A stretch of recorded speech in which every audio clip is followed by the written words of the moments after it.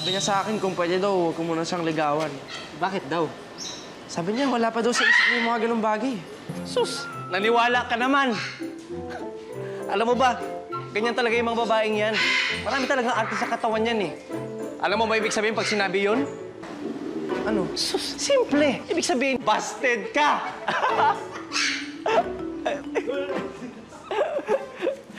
Binasted mo si Gino? Hindi naman, ate. Sabi ko lang sa kanya, huwag na lang niya akong ligawan. Yun lang.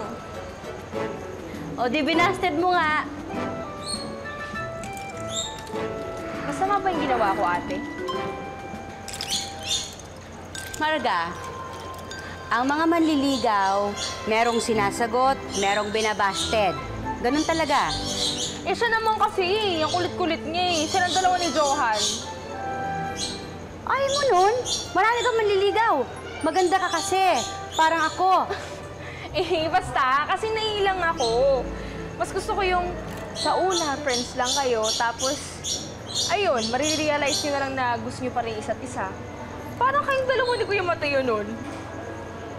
Ano? Oy, Marga, walang namagitan sa amin ni Mateo. Eh, bakit? Bakit, ate? Gano'n naman talaga kayo eh. Not then, not now, not ever, no? At saka, may boyfriend akong mas dihamak namang gwapo at matangkad kaysa sa Mateong yun. Ano ka ba? Sobra ka naman, te.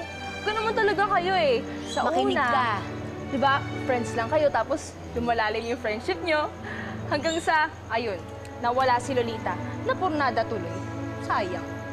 Anong pinagsasabi mo? Naku, nakakahiya ha? Pero tama yung ginagawa mo. Bastardin mo yung mga manliligaw mo. Bata ka pa. Dapat wala sa isip mo yan ng mga ligaw-ligaw na yan, mga pag-ibig na yan. Mabuti pa mag-ayos-ayos ka na dyan para makapagsara na tayo ng shop, no? Ngayon na, hindi na nag-daydream ka dyan. Opo, ate. Na po. Very good. Tapusin ko lang to. Yee, Kuya Mateo. Yee. Bakit ba? Bakit wala nung? Ito na po, nag-ayos na po.